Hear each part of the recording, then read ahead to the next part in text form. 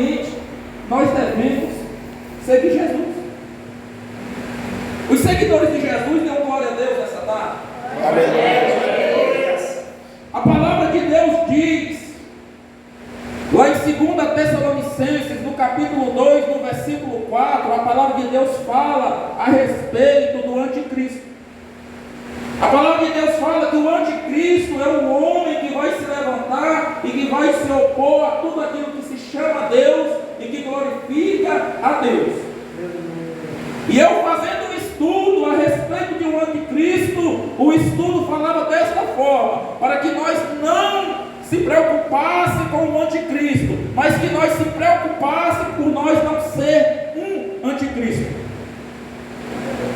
Aí a palavra de Deus diz lá no versículo 18 que a multidão oprimia e cercava Jesus Cristo, por isso Jesus Cristo falou para os seus discípulos atravessar para outra margem do rio.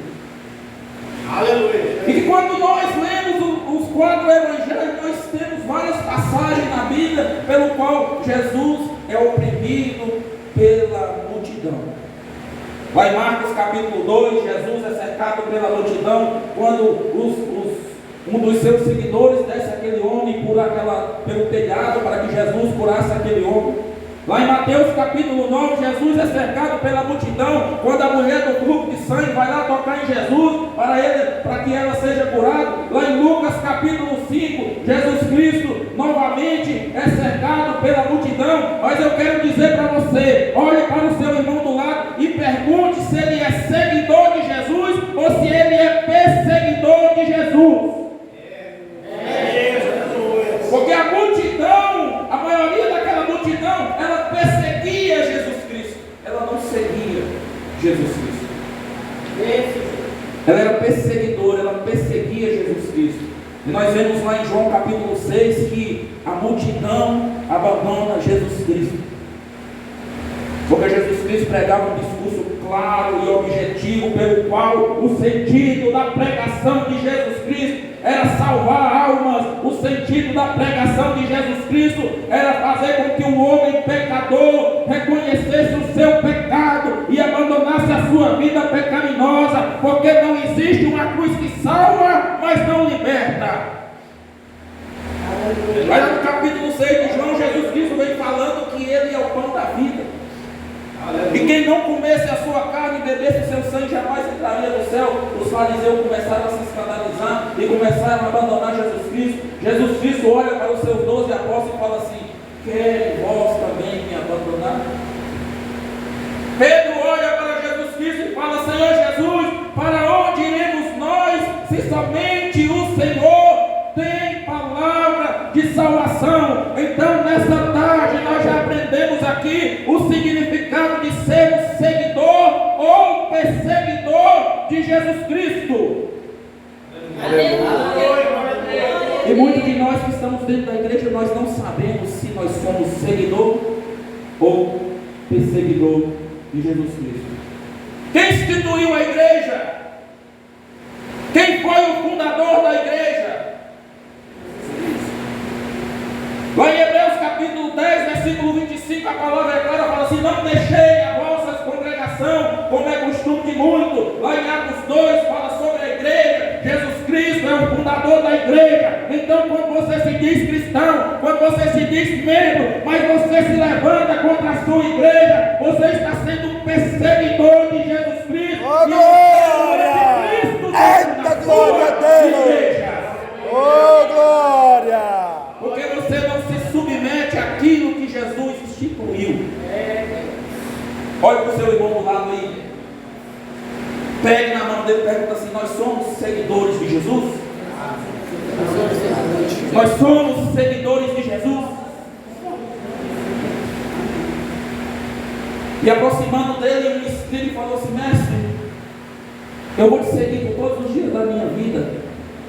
Aproximando-se outro homem, falou assim: Senhor, onde quer que fores, eu vou contigo, mas deixa primeiro eu ir lá e sepultar os teus mortos, sepultar o meu pai que morreu. E Jesus Cristo olha para aquele homem e fala assim: deixa os mortos sepultar os seus mortos.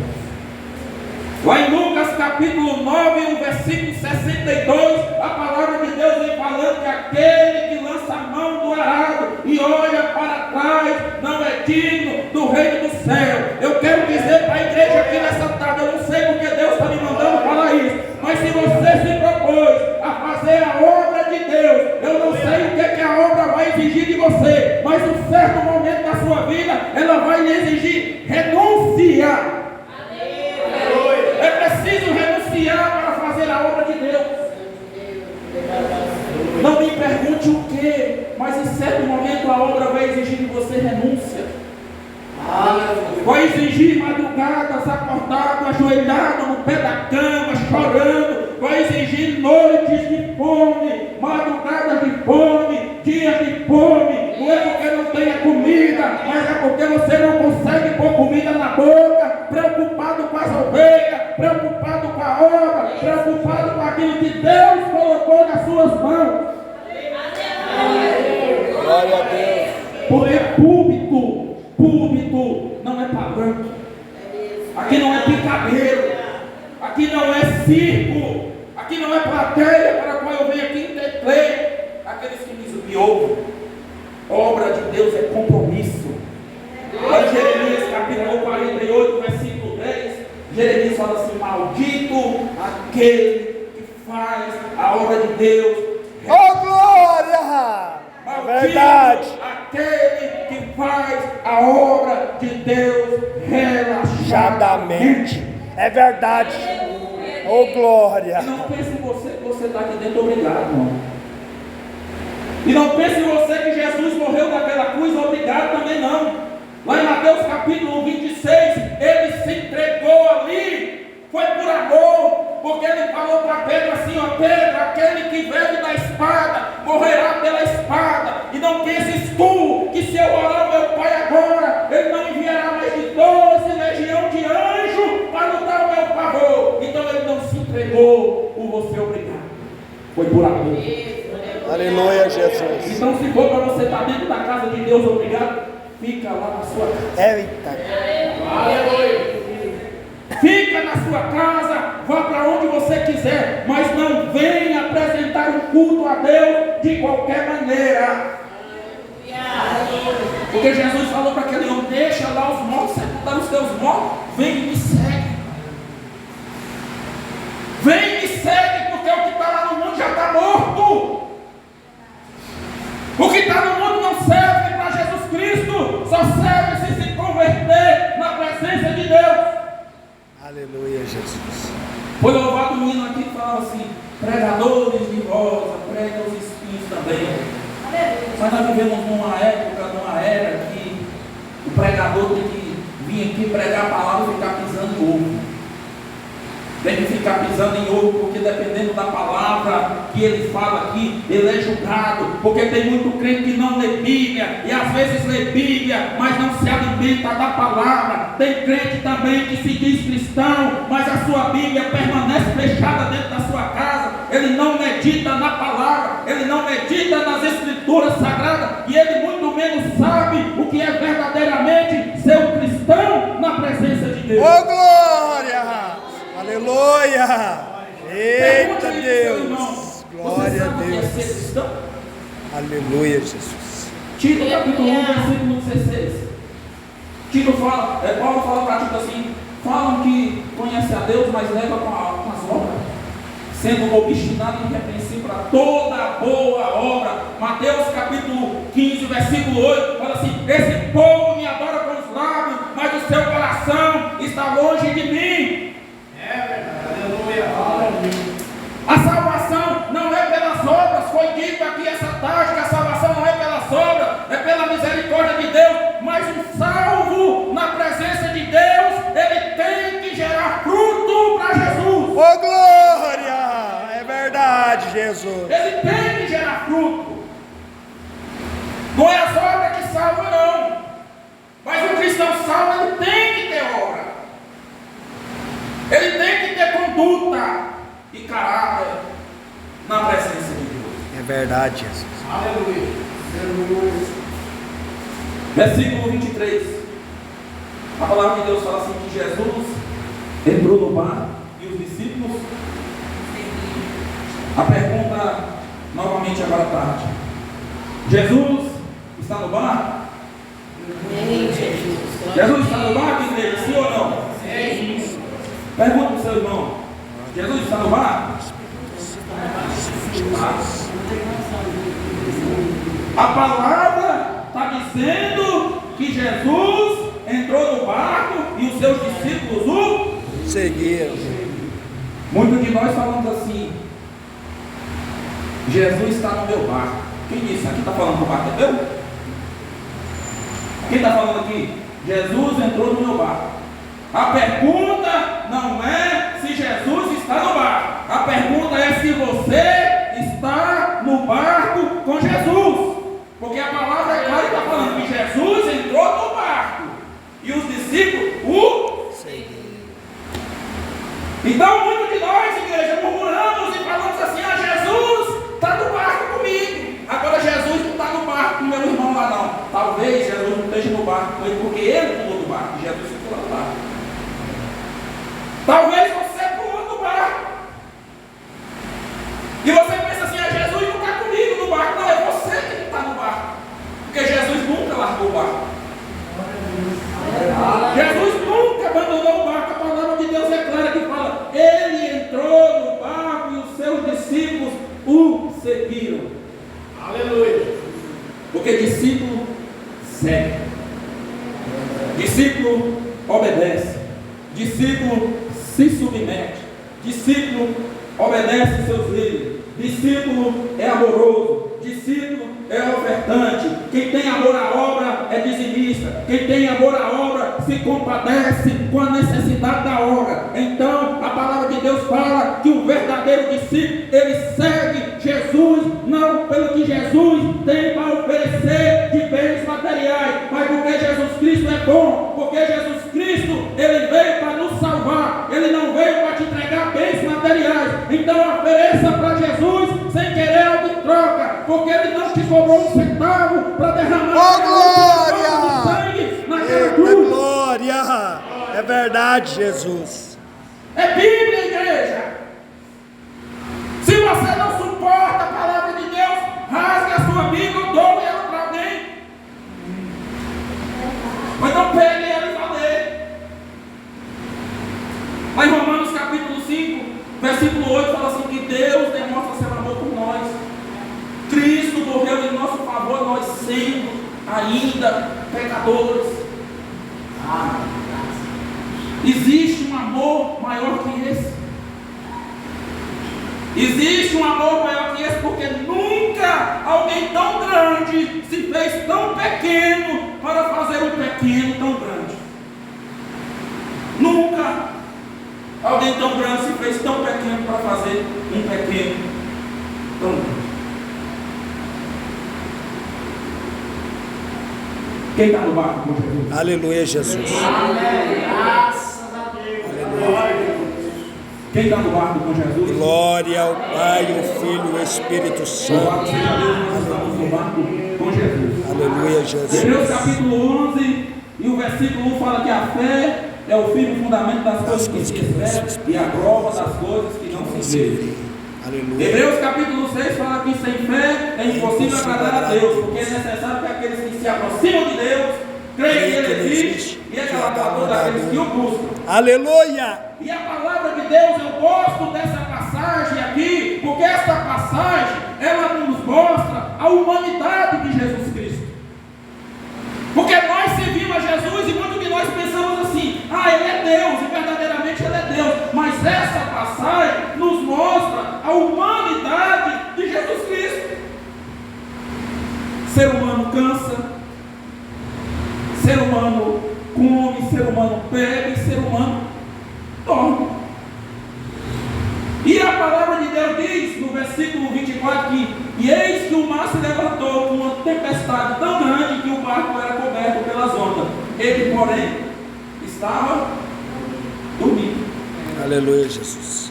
Se nós estamos no barco com Jesus, e se nós cremos que Jesus é o Salvador das nossas almas, Ele é o onipresente, onipotente e onisciente. Ele tudo pode, tudo vê e tudo sabe. É verdade. Por que nós murmuramos? Por que nós não confiamos? Porque nós não entregamos na mão de Jesus e confiamos que Ele irá resolver a nossa situação. A palavra de Deus não fala que a tempestade passou. A palavra de Deus está falando que o barco passou pela tempestade. Muitas das vezes está faltando você criar forças e remar no meio da tempestade para que você consiga atravessar a tempestade. Aleluia. E a palavra diz que Jesus dormia. E muitas das vezes nós perdemos noite de sono, preocupados. E a tempestade cobrindo o barco e Jesus dormindo. Fé. Humanidade e fé. E os discípulos apavorados, porque falavam, vamos perecer. E você apavorado, vamos perecer. E Jesus no barco com você. E você, vamos perecer. Que Jesus Cristo é esse que está no barco com você e você está perecendo. Que cristianismo é esse, igreja, que nós estamos vivendo no dia atual? Eita, Jesus. Que Deus é esse, igreja, que nós estamos servindo, que nós não depositamos nele, mas a nossa fé.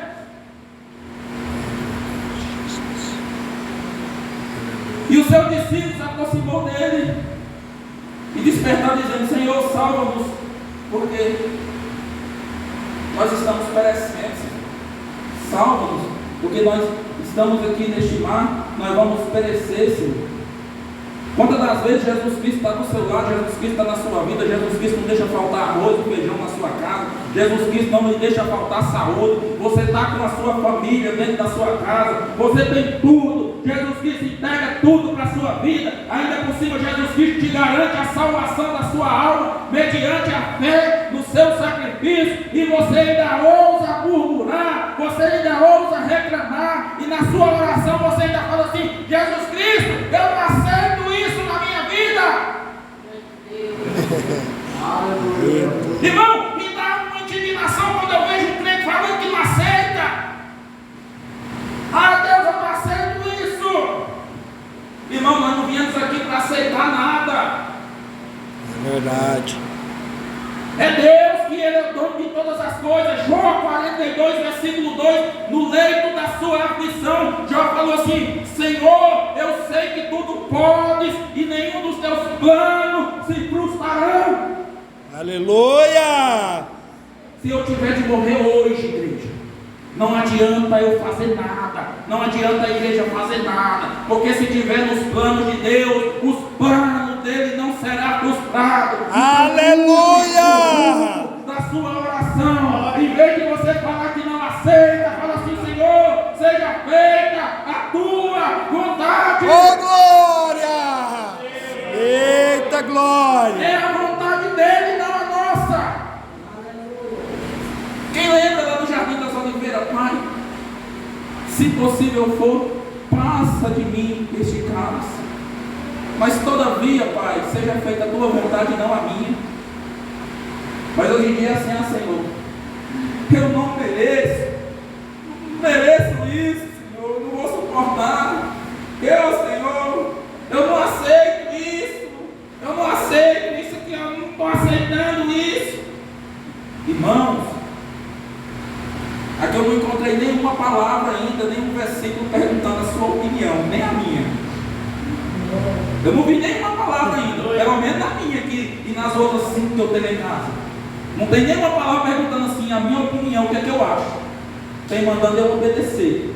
Tem falando assim que eu sou pecador. Toda hora que eu abro a minha Bíblia, ela me confronta. Toda hora que eu vou ler minha Bíblia, ela fala que eu sou ninguém. Ela fala que eu sou nada. Ela fala que eu não tenho mais salvação. Mas na hora que eu olho para Jesus, ele fala assim, tu vais se salvar, não porque tu seja bom, mas porque Jesus Cristo morreu pregado na cruz do Calvário. Então toda hora que a gente abre a nossa Bíblia, ela nos confronta. Aleluia! E esse é o verdadeiro Evangelho.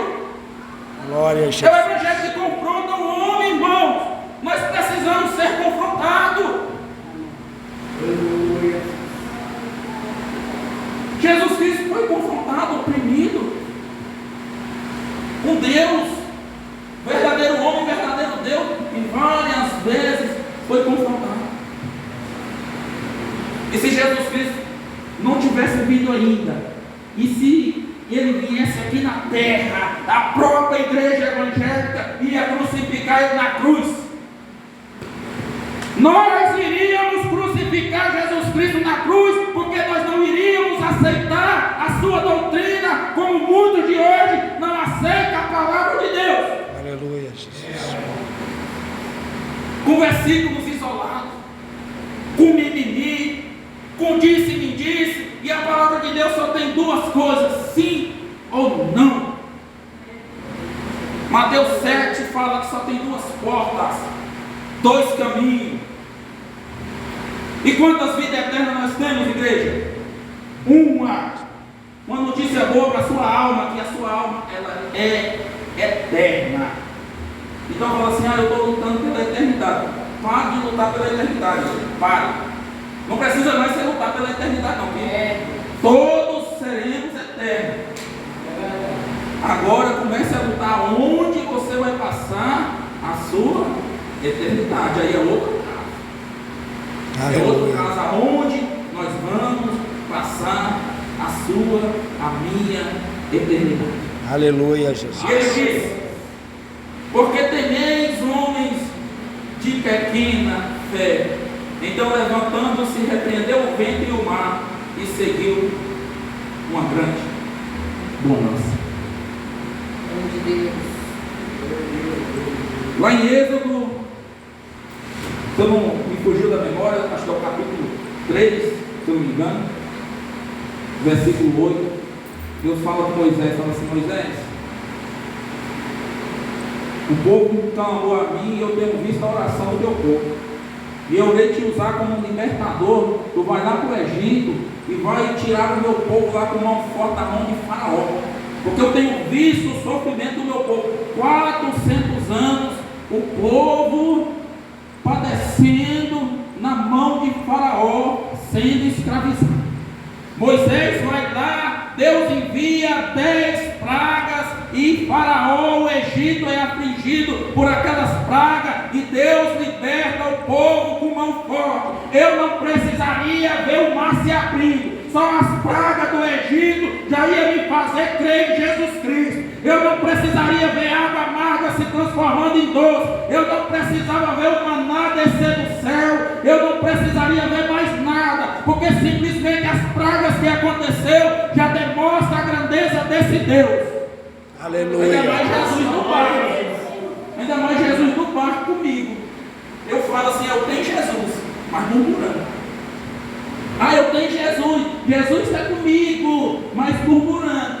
Jesus é meu ajudador, mas murmurando. Aí Deus fala assim: Moisés, eu vou levar esse povo para uma terra que manda leite e mel, uma caminhada que talvez iria durar 40 dias, não sei, um ano, pouco tempo. O povo chega na beira do Jordão, vê na beira do Mar Morto, vê aquela imensidão de água, o povo já se desespera, fala: vamos perecer aqui na mão de Faraó. Oh Deus, oh Moisés, porque tu nos tirou de lá para que nós viéssemos morrer aqui na mão de Faraó? Deus fala: Moisés, levanta o cajado para cima. Moisés levanta o cajado, o mar se abre. Aleluia. Quem que já viu o mar se abrindo? Aleluia. Ninguém aqui viu, né? O povo que saiu do Egito viu. Todo aquele povo que saiu do Egito viu. E eu não vi o mar se abrindo, mas acredito. Se lá em Jonas tivesse falado assim que Jonas tinha engolido a baleia, eu acreditava. Porque é a palavra. Eu não estou aqui para confrontar a palavra. E ai de mim, se um dia eu confrontar a palavra. E ai daquele que fala assim: essa palavra não é assim. Ai de você que confrontar nem que seja um tio, um ponto da palavra de Deus. É verdade. O povo atravessa o mar em terra seca, como nós estamos pisando aqui, o povo atravessou.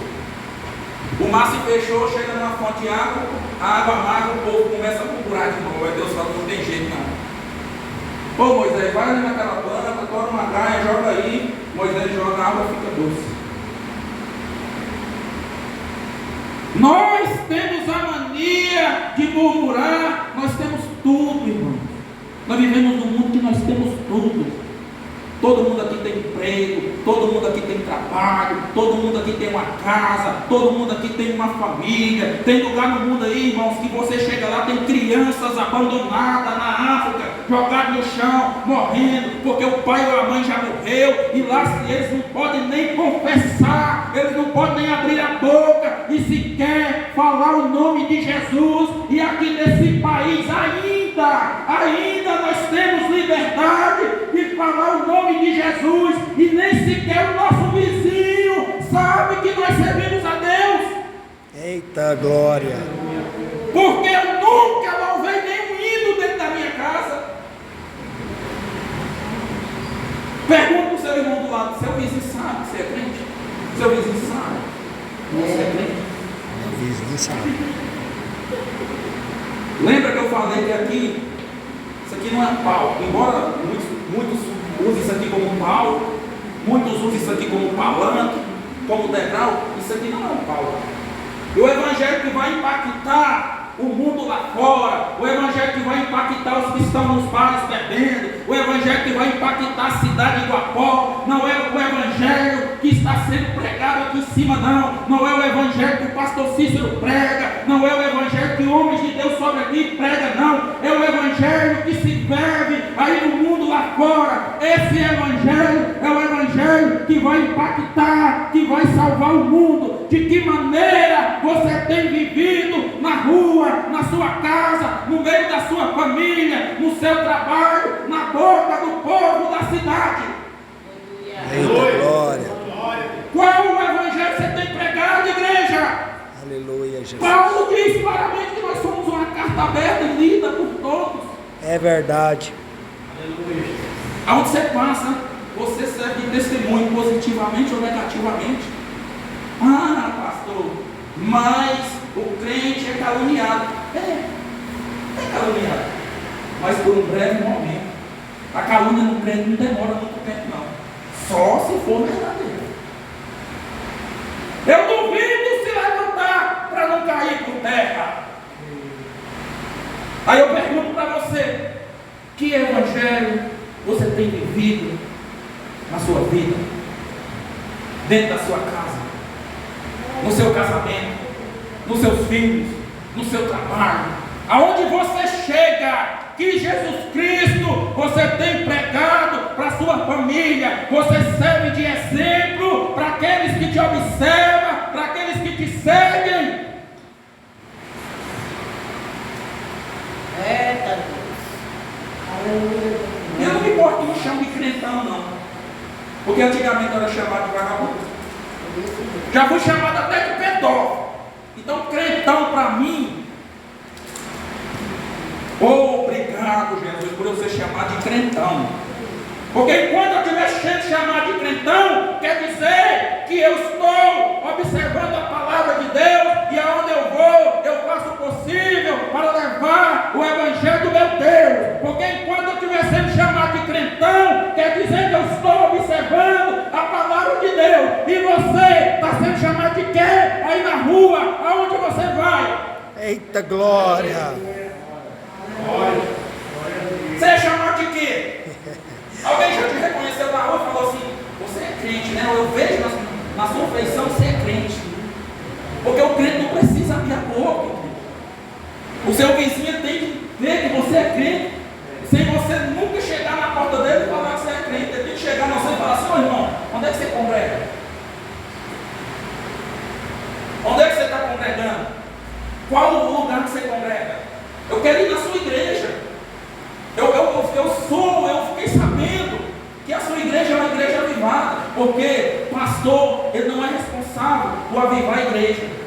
A imagem da igreja é a imagem de quem congrega nela, não é só do pastor, porque uma igreja unida, ela tem que dar testemunho da cidade inteira, ela tem que estar em comunhão, em união, para que ela venha impactar a cidade. Aleluia! Nós precisamos de se unir mais, irmãos. Eu falo para todo mundo que eu não tenho adversário no meio evangelho, embora tenha muitos que se levantam contra mim no meio evangelho, mas por conta deles, minha não. Tenho inimigos no meu evangelho, mas por conta deles. Minha não.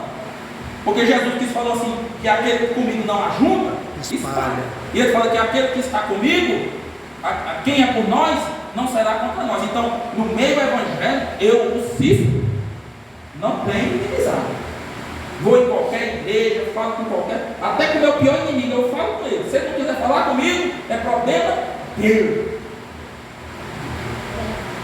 Então, igreja, aprenda isso.